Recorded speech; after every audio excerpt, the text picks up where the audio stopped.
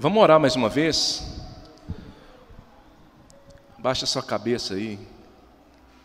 Pai, obrigado por tuas promessas. Obrigado porque essas muitas águas, Deus, não vão apagar esse amor que o Senhor tem por nós. O tempo não vai apagar o amor que o Senhor tem por nós, Deus. Essa é a nossa confiança. É no Teu amor que a gente pode se sustentar. É no Teu amor que a gente pode firmar os nossos pés, Deus. Obrigado, Pai, por tão grande amor, porque o Seu Filho veio ao mundo morrer por nós e nos ensinar como viver, nos ensinar como ser sábio, como amar. Oh Deus, muito obrigado, Senhor. Muito obrigado pelas suas promessas. Muito obrigado pela tua palavra. Em nome de Jesus. Amém.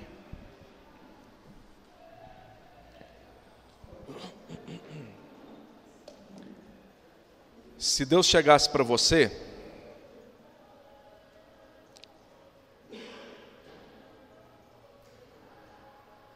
e falasse assim: Fulano, Fernando, Marcelo, Daniel,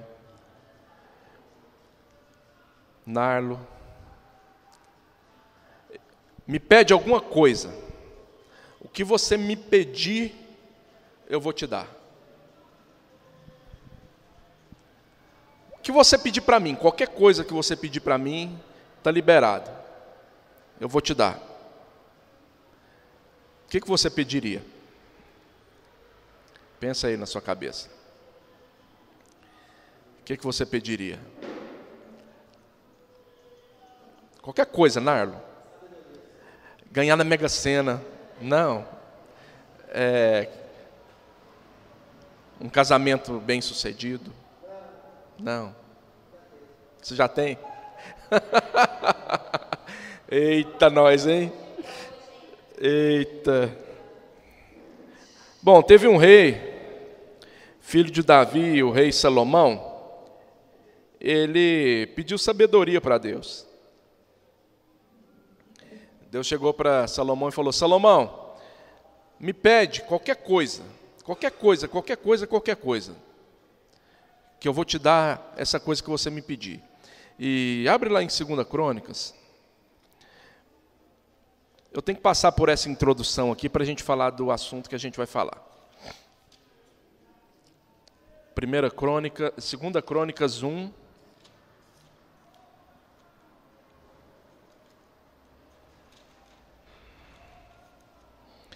De 6 a 11.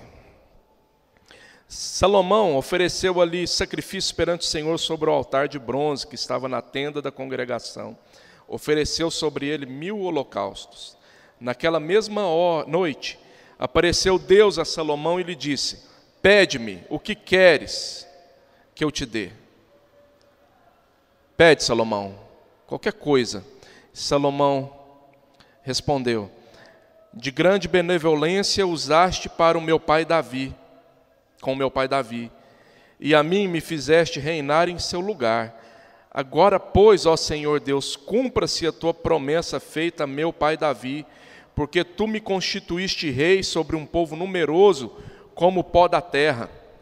Dá-me, pois, agora sabedoria e conhecimento, para que eu saiba conduzir-me à testa desse povo. Pois quem poderia julgar a este grande povo?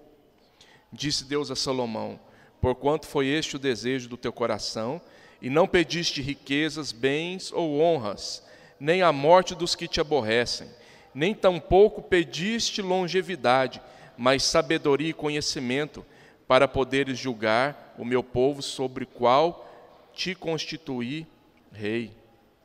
Sabedoria e conhecimento são dados a ti, e te darei riquezas, bens e honras, quais não teve nenhum rei antes de ti, e depois de ti não haverá teu igual. Então, essa foi a conversa de Deus com Salomão.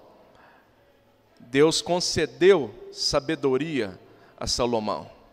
Não sabedoria para ele se enriquecer, não sabedoria para ele gastar com ele mesmo, não sabedoria para ele ser inteligente mais do que os outros e poder humilhar as pessoas com a sua inteligência.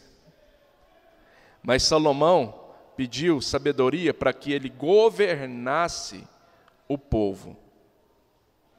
Salomão não pediu sabedoria à toa. Salomão pediu sabedoria para que ele governasse o povo que Deus colocou nas mãos dele. E Deus deu muita sabedoria. A palavra de Deus diz que Salomão foi o homem mais sábio que viveu na terra. E Salomão escreveu um livro que chama Provérbios. E se a gente for ler Provérbios do começo ao fim, a gente vai ver que é um livro cheio de conselhos, cheio de preceitos, cheio de dicas para a nossa vida, que só alguém com muita sabedoria poderia escrever. Então, se muitas vezes a gente tem alguma dúvida na nossa vida, ou quer ser bem-sucedido em alguma coisa, leia Provérbios. Porque Provérbios é uma fonte de sabedoria imensa. Imensa. E hoje nós vamos dar uma pequenininha passeada no livro de Provérbios.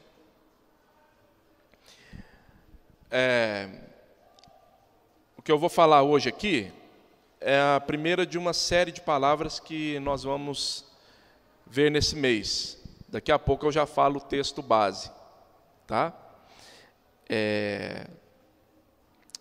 Mas vamos ver aqui para que serve o livro de Provérbios. Hoje a gente vai dar uma pequena pincelada nele, mas depois leia Provérbios em casa. Medite em casa, no livro de Provérbios. Você vai ver que muita coisa a gente faz por burrice. Se a gente tivesse estudado Provérbios antes, às vezes a gente não caía em certas arapucas da nossa burrice, da nossa mente. Talvez a gente seria mais sábio, mais inteligente para agir com determinadas coisas da nossa vida. Então, Provérbios 1:4, o livro de Provérbios serve para dar aos simples prudência, aos jovens conhecimento e juízo, bom siso. Ouça o sábio e cresça em prudência, e o entendimento adquira a habilidade. É para o sábio também crescer. Quem já é sábio, estude Provérbios, que Provérbios vai aumentar a sabedoria do sábio, de quem já é sábio. E quem é inexperiente na vida, vai aprender muitas coisas da vida lendo Provérbios e meditando em Provérbios. E hoje nós vamos ler o texto base aqui, que a gente vai usar esse mês. Então hoje eu vou dar uma destrinchada nele para a gente entender o texto e poder ligar esse texto de hoje às próximas 3 palavras que vão vir aí. Certo? Então vamos lá. Abre lá em Provérbios 6, 16 até 19.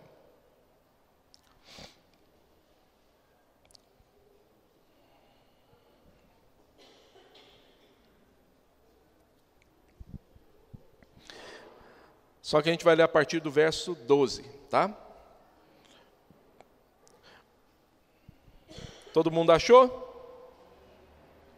O homem de Belial, o homem vil, é que anda com a perversidade na boca. Acena com os olhos, arranha com os pés e faz sinais com os dedos. No seu coração, a perversidade todo o tempo. Maquina o mal, anda semeando contendas. Pelo que a sua destruição virá repentinamente. Subitamente será quebrantado, sem que haja cura. 6 coisas o Senhor aborrece, e a 7ª a sua alma abomina: olhos altivos, língua mentirosa, mãos que derramam sangue inocente, coração que trama projetos iníquos, pés que se apressam a correr para o mal, testemunha falsa que profere mentiras, e o que semeia contendas entre irmãos. Então esse texto aqui está dizendo que Deus odeia essas coisas. Essas coisas aborrecem profundamente a Deus. E uma dessas coisas, que é a última, é a abominação para Deus. Sabe o que é abominação? Abominação é aquela repulsa, aquele nojo, eu abomino aquilo. Eu quero ver isso longe de mim, eu não quero passar perto disso, eu não quero passar na frente disso, eu não quero sentir o cheiro disso, porque isso é abominação para mim. E as coisas que Deus detesta, as coisas que Deus aborrece, não é que isso, Deus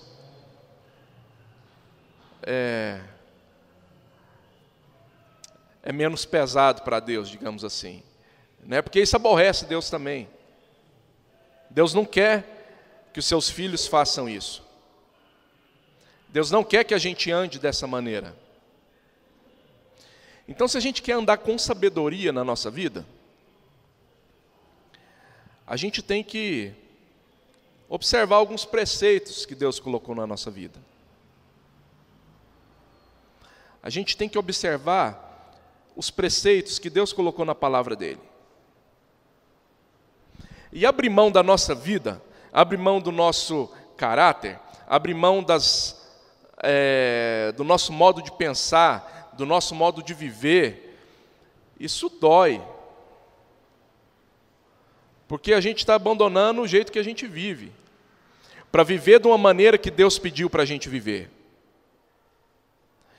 É o que Paulo diz lá em Romanos: olha, renova a sua mente. Renova a sua mente. É lavar a mente. É trocar uma coisa por outra. Não é que apenas eu vou deixar de fazer essas coisas aqui, mas eu vou deixar de fazer essas coisas aqui, substituindo elas por outras. Lá em Efésios diz: se você mente, não minta mais, antes fale a verdade. Eu não apenas vou deixar de mentir, como também eu vou passar a falar a verdade. Se você rouba, não roube mais, antes trabalhe e ajude o necessitado. Então, quando a gente deixa de fazer alguma coisa do velho homem, a gente tem que substituir essa coisa pela do novo homem. Entende? E isso aqui tem muito a ver com o que a gente fazia quando a gente era velho homem. Só que às vezes fica algum resquício do velho homem em nós, e a gente tem que lutar contra isso para o resto da nossa vida. É uma luta constante, porque as atitudes que desagradam a Deus estão inseridas na nossa carne. Mas Deus nos deu um espírito novo, para que a gente mude isso, para que a gente elimine essas coisas da nossa vida e traga coisas que agradam a Deus. Então vamos ver aqui. 6 coisas aborrecem a Deus, mas uma, Deus abomina. Será que a gente tem andado na nossa vida aborrecendo a Deus? Será que a gente tem andado na nossa existência sendo abominação para Deus? Será que a gente aborrece a Deus? Será que Deus está aborrecido com a gente? O que a gente tem feito? Como a gente tem andado?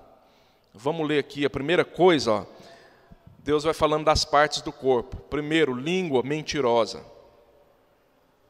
Língua mentirosa é a pessoa que usa a boca, a língua, para mentir, para falar aquilo que não é verdade. Para que mentir? Por vários motivos. Por que as pessoas mentem? Por vários motivos.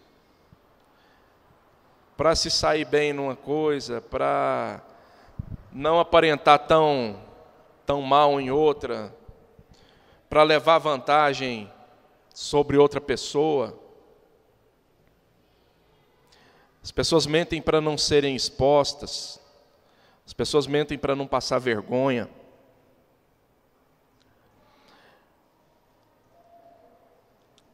A gente vai abrir lá em Provérbios 21, 6. A gente vai passear um pouquinho pelo livro de Provérbios aqui. Trabalhar por adquirir tesouro com língua falsa é vaidade e laço mortal. Então, aqueles que mentem para conseguir riqueza, para acumular coisas, é um laço mortal. Isso é uma armadilha mortal na vida de uma pessoa que faz isso. Olhos altivos. O que é a palavra altivo? Altivo significa orgulhoso. Altivez é orgulho. Arrogância é aquela pessoa que te olha com arrogância, que te olha se sentindo já superior a você. E quantas vezes a gente faz isso? Olha com arrogância para as pessoas. Alguém já te olhou com arrogância? Já? É ruim, né? Você já olhou com arrogância para alguém? Eu já. Na hora é bom. Você se sente assim, superior à pessoa. Mas isso desagrada a Deus, isso é laço na nossa vida. Isso é laço.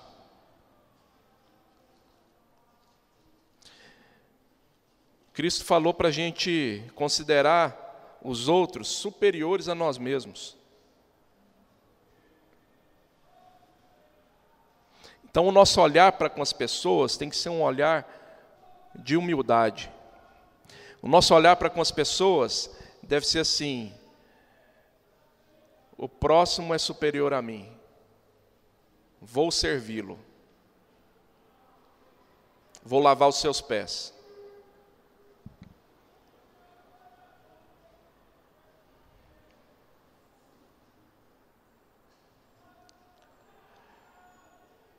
(Provérbios 21:4) fala: olhar altivo e coração orgulhoso, lâmpada dos perversos, são pecado. O olhar altivo e o coração perverso, isso é lâmpada para os perversos. Mas no fim, isso tudo é cegueira. Sabe por quê? Porque aquele que tem o olho altivo, o olhar orgulhoso, ele não se enxerga.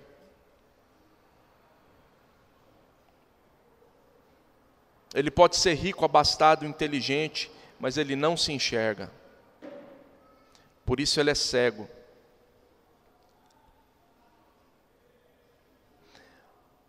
Olhos altivos. Troque esses olhos altivos por um olhar de humildade, julgando o outro superior. Língua mentirosa. Como diz lá em Efésios, para de falar mentira e fala a verdade. Fala a verdade.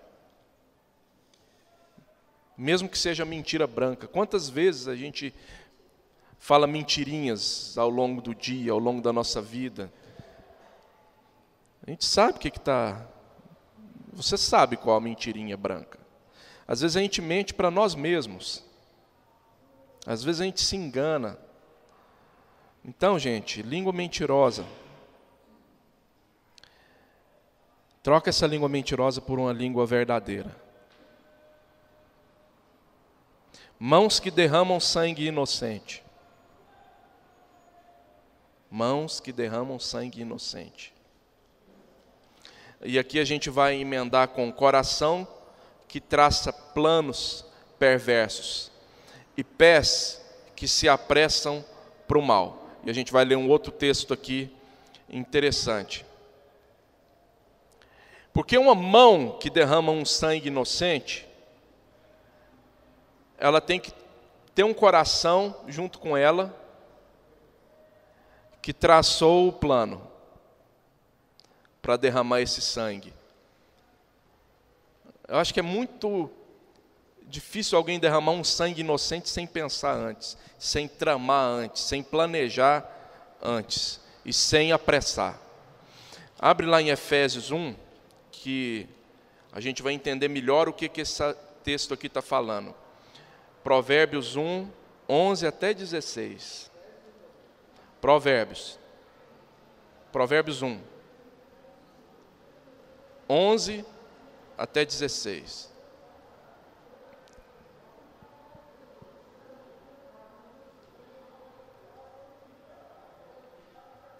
Olha aqui para mim, antes da gente ler. Pecado seduz. O orgulho seduz. Entende? Aqui no versículo 10 diz: Filho meu, se os pecadores querem seduzir-te, não o consintas. O pecado seduz. Pessoas do nosso círculo de relacionamento, muitas vezes, querem nos seduzir para o pecado. Não dê ouvido a essas pessoas. Seja luz na vida dessas pessoas. Tem um ditado que diz que passarinho que anda com morcego acaba dormindo de cabeça para baixo, né? Então, cuidado com as amizades, cuidado com quem te seduz. Cuidado com as oportunidades. Na verdade, deveria ser morcego que anda com passarinho, deveria comer alpiste. Entendeu? Porque quem é luz, ele tem que transformar as trevas em luz. Aqui eu estou fazendo um paralelo, passarinho, luz, morcego, trevas. Vocês entenderam, né? É uma metáfora, gente. Por favor. Então, aqui no 11, ó. Se disserem, vem conosco, embosquemo-nos para derramar sangue, espreitemos ainda que sem motivo o inocente. Nossa, sem motivo. Você espreitar um inocente sem motivo, só por diversão. Traguemo-los vivos, como o abismo, e inteiros como os que descem à cova. Acharemos toda sorte de bens preciosos, encheremos de despojos as nossas casas. Lança tua sorte entre nós, teremos todos uma só bolsa. Filho meu, não te ponhas a caminho com eles, guarda das suas veredas os teus pés, porque os seus pés correm para o mal e se apressam a derramar sangue. Então, gente, diga não a assuntos tentadores. Por um lado, a pessoa pensa, nossa, vai ser bom. Mas por um outro lado, isso vai trazer desgraça para a sua vida. Então não trame o mal. Não dê ouvidos a quem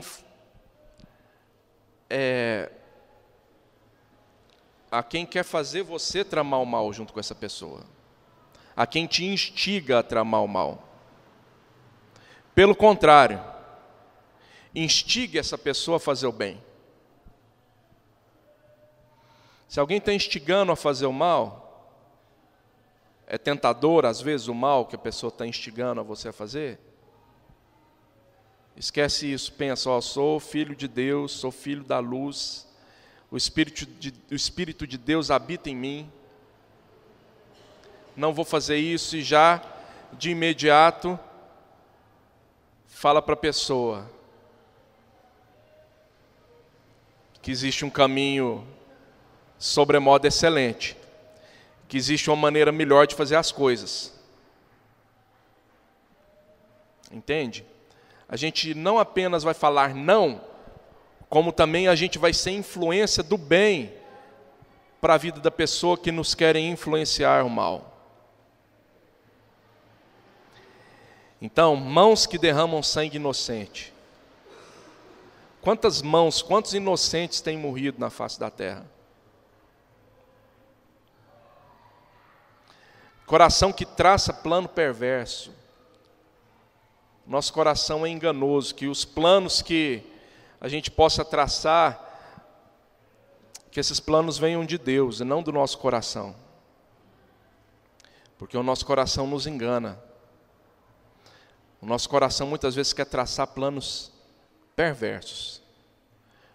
Contra as pessoas, contra Deus, contra o nosso próximo. Para que a gente se saia bem, para que a gente se saia superior. Para que a gente tenha mais qualidade de vida. E pés que apressam para o mal. Chama para fazer alguma coisa ruim, para você ver se a pessoa não vai. Mas chama para fazer uma coisa boa. Aí dá preguiça. A pessoa não vai, ou chega atrasado. Agora, se fosse para fazer coisa ruim, estava lá, o primeiro da fila. Chama para fazer coisa ruim, para você ver se não vai rápido. Mas chama para fazer coisa boa. Chama para ajudar uma pessoa. Chama para uma reunião de oração. Chama para uma vigília para ver se quer ir. Não, mas para fazer coisa ruim tá lá, chega antes de todo mundo. São os pés que se apressam para o mal. Que a nossa pressa possa ser para as coisas boas. Que a nossa pressa possa ser para ajudar o próximo. Que a gente tenha um senso de urgência para que as pessoas ouçam o Evangelho. Que a gente tenha um senso de urgência, não para as coisas ruins, mas para que as pessoas entendam Cristo e vejam Cristo em nós. Testemunha falsa. É aquele que viu alguma coisa, mas ele vai lá e fala que viu o contrário, só para beneficiar ou prejudicar alguém.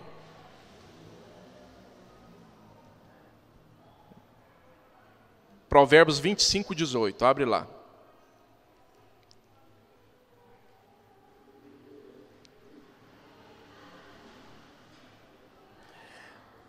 Massa, espada e flecha aguda é o homem que levanta falso testemunho contra seu próximo.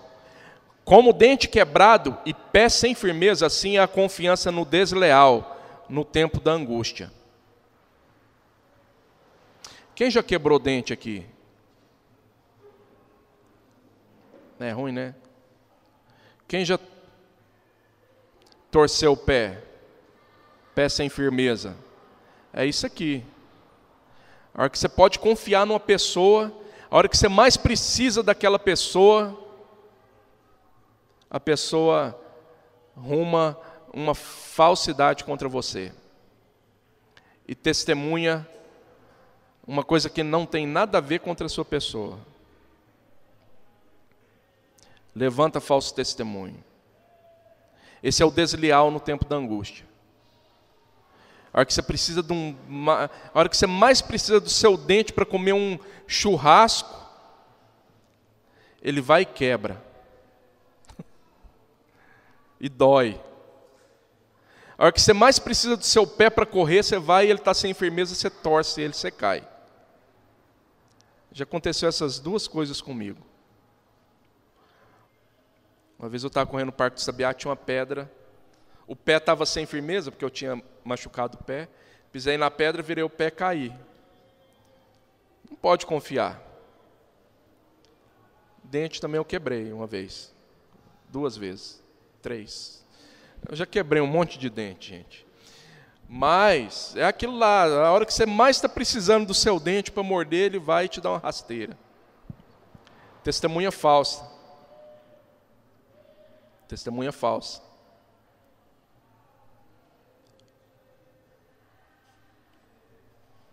É a pessoa desleal, que você acha que pode contar com ela, mas na hora da pessoa falar bem de você ou falar a verdade sobre você, ela vai e mente. Testemunha falsa. E aqui, por último, é a pessoa que semeia contenda entre irmãos. Muitas vezes a pessoa usa de todos esses artifícios aqui para semear contenda. E contenda, basta uma semente. Porque o coração das pessoas é terra fértil para contenda. Então basta uma sementezinha. Basta uma sementezinha para você ver 2 pessoas brigando. Eu não estou falando de bobagem aqui, não. Estou falando de coisa séria. Porque tem gente que realmente, de fato, quer ver 2 pessoas inimigas. Quer ver 2 pessoas que são amigos, inimigos, brigando. Então a pessoa que separa amigos íntimos, a pessoa que separa 2 pessoas que estão em comunhão, isso é abominação para Deus.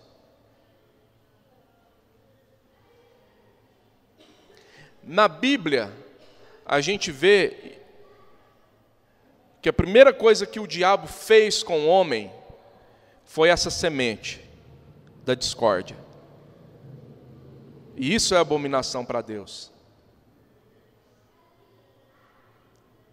A primeira semente que o diabo lançou, a primeira mentira, foi para causar discórdia entre o homem e Deus.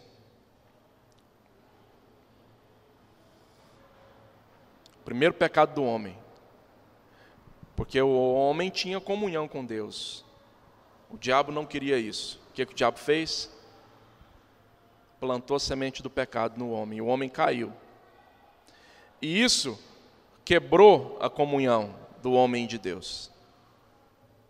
Comunhão que está quebrada até hoje. E comunhão que só pode ser restaurada por Jesus. Comunhão que só pode ser restaurada pelo sacrifício de Cristo.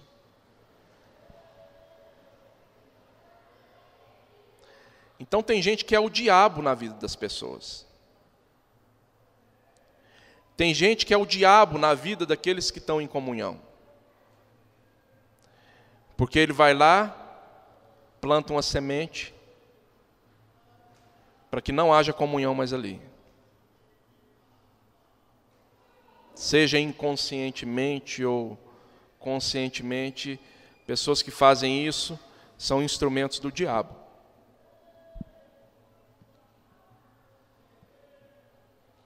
Tem muita gente que não é feliz vendo 2 juntos amigos.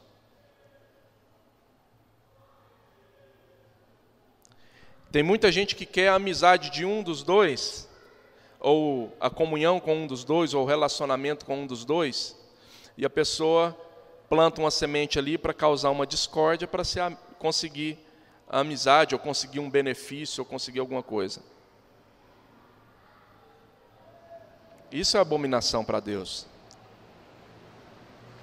Então pensa. Se antes eu separava pessoas com as minhas atitudes, hoje eu vou juntar pessoas com as minhas atitudes. Eu vou reconciliar pessoas que estão brigadas. Às vezes eu vejo 2 pessoas brigadas, muitas vezes algumas pessoas... Tem gente que vê... Eu vejo, né? Às vezes eu faço isso também. Deus me perdoa. A gente vê 2 pessoas brigadas, em vez de apagar o fogo com água, apaga com gasolina. A gente põe mais lenha na fogueira ainda, para que aquela relação nunca mais volte a acontecer. Misericórdia da nossa vida. Quem que a gente pensa que é? A gente pensa que é mais do que o outro para poder ter a amizade de um, ou para poder ter a companhia daquela pessoa por algum tempo. Isso é abominação para Deus. Então, gente, quando a gente começa a dar ouvido para o que Deus quer falar para a gente abandona essas coisas. E a gente começa a viver uma vida de sabedoria. Praticar isso aqui, aliás, não praticar isso aqui é sabedoria, é sinal de inteligência. É sinal de inteligência. É sinal de quem ouve a Deus e obedece. Ouve quem quer e obedece quem tem juízo? Existe essa coisa? Já ouvi isso em algum lugar. Então, ouvindo a Deus, obedeça, se você tiver juízo. Agora, se você não tiver juízo, se for estúpido, burro, tapado, não obedeça. Seja inteligente, tenha sabedoria. Amém? Então, vamos abandonar essas coisas aqui e trocar por coisa nova. E trocar por coisas que agregam, coisas que agradam o coração de Deus. Amém?